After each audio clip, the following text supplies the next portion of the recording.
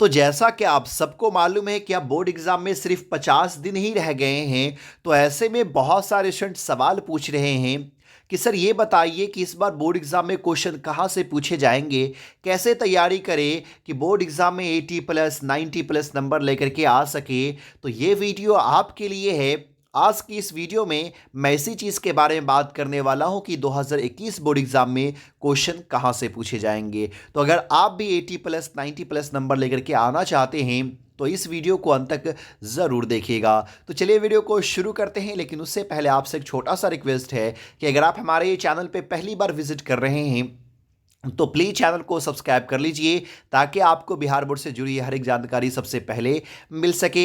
Video अच्छा लगता हो तो लाइक करना मत भूलिएगा और इस वीडियो को ज़्यादा से ज़्यादा अपने दोस्तों को ज़रूर शेयर कीजिए।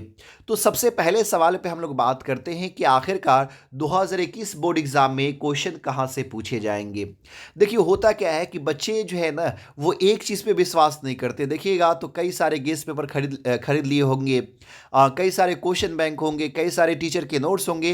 तो आप लोग को इन सारी चीज़ों में उलझना नहीं है कि नहीं। कई सारा गेस्ट पेपर, मॉडल पेपर, ये सारी चीज़ खरीदने की ज़रूरत नहीं है। अब जो है वक्त आपके पास बहुत ही कम है। अगर आप अच्छे से पढ़ना चाहते हैं तो कोई एक ही नोट्स रखना होगा, उसी पे फोकस आपको करना होगा। और बात करते हैं क्वेश्चन कहाँ से पूछा जाएगा, तो देखिए जो आप कोचिंग कर रहे हैं, आप कोचिंग जाते रहिए, एक नहीं पढ़ते रहिए। जो आपके टीचर पढ़ा रहे हैं उसको पढ़ते रहिए, लेकिन हाँ अगर एक टीचर आपको 3-3 घंटा 4-4 घंटा पढ़ाते हों, जैसे कि साइंस वाले टीचर अक्सर ये करते हैं, रामायण तैयार करवाते रहते हैं, तो मैं यही कहूँगा कि अब वो कोचिंग जाना बंद कर दे। क्योंकि 3 घंटा 4 घंटा आप अगर एक कोचिंग में देंगे, शायद आप जो 4 घंटा बैठे हुए रहेंगे कुछ तो समझ में आपको आएगा नहीं, सिर्फ नोट्स करते जाएंगे और आपका ये वक्त जो है सो बर्बाद होगा।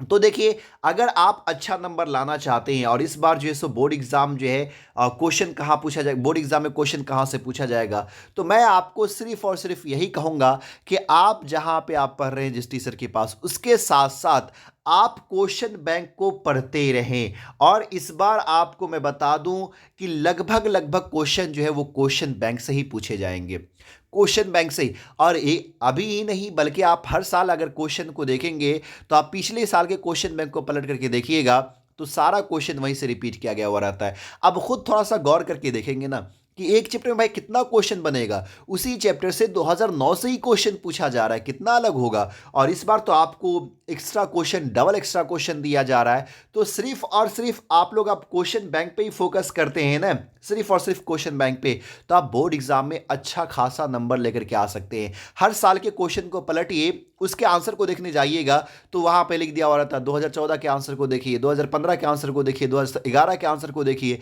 ज्यादातर क्वेश्चन बैंक से ही पूछा जाता है। इक्का दुक्का क्वेश्चन जो सब बाहर से ही एक्स्ट्रा क्वेश्चन दे दिया जाता है। तो अगर आप भी इस साल बोर्ड एग्जाम में अच्छा नंबर लाना चाहते हैं तो प्लीज़ प्लीज़ मैं आपको कह रहा हूं कि क्वेश्चन बैंक को आप लोग ले लीजिए और क्वेश्चन बैंक से तैयारी कीजिए। बहुत सारे बच्चे, 90% बच्चे क्वेश्चन बैंक को देखते ही नहीं है, क्वेश्चन बैंक खरीदते ही नहीं है। लेकिन नहीं, ऐसी गलती आप लोग को नहीं करनी है। क्वेश्चन बैंक खरीद लेना है और उसके बाद हर साल के क्वेश्चन बैंक क्वेश्चन जो है उसको प्रैक्टिस कीजिए और बोर्ड एग्जाम में वहीं से सब्जेक्टिव क्वेश्चन हो या ऑब्जेक्टिव क्वेश्चन हो पूछा जाता है। बहुत सारे बच्चे ये पूछ रहे थे कि सर कौन सा क्वेश्चन बैंक ले, तो देखिए मैं तो यही कहूँगा गोल्डन का क्वेश्चन बैंक ले लीजिए। लेकिन जो भी क्वेश्चन बैंक लीजिए सब एक ही होता है, सब में देखेंगे तो एक दो आंसर गलतियां दी हुई रहती है। और यही नहीं, सब अगर क्वेश्चन बैंक में देखेंगे तो वहां पे क्या रहता है कि जो शॉर्ट क्वेश्चन रहता है, लॉन्ग क्वेश्चन रहता है, वो बहुत ही लंबा दिया हुआ रहता है, शायद उतने वर्ड में लिखने की जरूरत नहीं होती है। तो जब भी आप कोई भी क्वेश्चन बैंक ले तो उसमें आप ये ख्याल रखेंगे कि जो शॉर्ट क्वेश्चन है या फिर लॉन्ग क्वेश्चन है उसको आप लोग थोड़ा छोटा कर ले, या फिर आपके टीचर जो नोट्स दिए होंगे उस नोट्स में जो क्वेश्चन आंसर होंगे उसी क्वेश्चन देख लीजिए और आंसर जो है सब अपने टीचर्स के नोट्स को देखिए। लेकिन आप लोग कहेगा सर हम लोग तो पढ़ने के लिए जाते हैं लेकिन टीचर तो क्वेश्चन तो देते ही नहीं है, आंसर तो देते नहीं, सिर्फ रामायण लिखाते रहते हैं। तो आपकी गलती है। लेकिन आप क्या करें, जो लंबा क्वेश्चन है उसको थोड़ा शॉर्ट कर ले, क्योंकि आप देखेंगे ना 2 नंबर वाला भी जो क्वेश्चन रहेगा क्वेश्चन बैंक में वो बहुत ज़्यादा 150-200 शब्दों में जो आंसर दिया हुआ रहता है, तो उतने शब्दों में आपको लिखने की ज़रूरत नहीं है। तो आप क्वेश्चन बैंक ले लीजिए, क्वेश्चन बैंक से ही जैसे क्वेश्चन पूछे जाएंगे, लेकिन आंसर का थोड़ा ख्याल रखना है। क्वेश्चन आप ज़रूर देखिए क्वेश्चन से, लेकिन आंसर जो है ना आप छोटा कर ले, उतना लंबा लिखने की ज़रूरत नहीं, उतना लंबा याद करने की ज़रूरत नहीं है।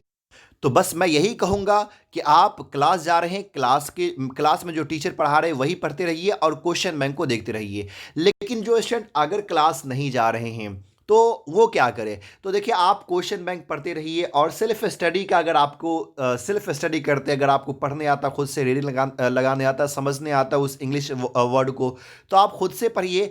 अन्यथा आप जो है गेस पेपर खरीद लें, एक गेस पेपर खरीद लें। अब कहेगा अगर साइंस के स्टूडेंट हैं तो आप लोग जो सो ब्रिलियंट का गेस पेपर ले लें, क्योंकि ब्रिलियंट में बहुत ही अच्छी तरीके से समझाया हुआ रहता है, बहुत ही अच्छे से आंसर दिया हुआ रहता है। तो अगर साइंस के स्टूडेंट हैं, आप फिजिक्स, केमिस्ट्री, बायोलॉजी, मैथ, तो आप ब्रिलियंट का गेस पेपर ले लें।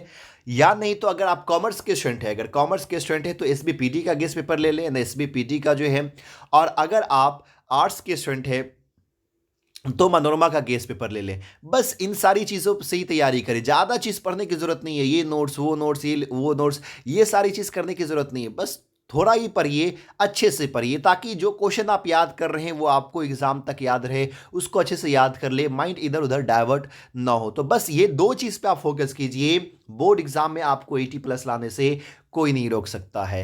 लेकिन अगर आप क्लास कर रहे हैं, 1 घंटे का ही क्लास कर रहे हैं, फिजिक्स 1 घंटा, केमिस्ट्री 1 घंटा, बायोलॉजी 1 घंटा, तो बस आप क्लास कीजिए। लेकिन अगर कोई टीचर आपको ज़्यादा देर पढ़ा रहे हैं तो फिर उस क्लास को जाना बंद कर दीजिए, क्योंकि प्रेशर ही आपका बढ़ेगा और उस क्लास में आपका सिर्फ और सिर्फ टाइम ही बर्बाद होगा।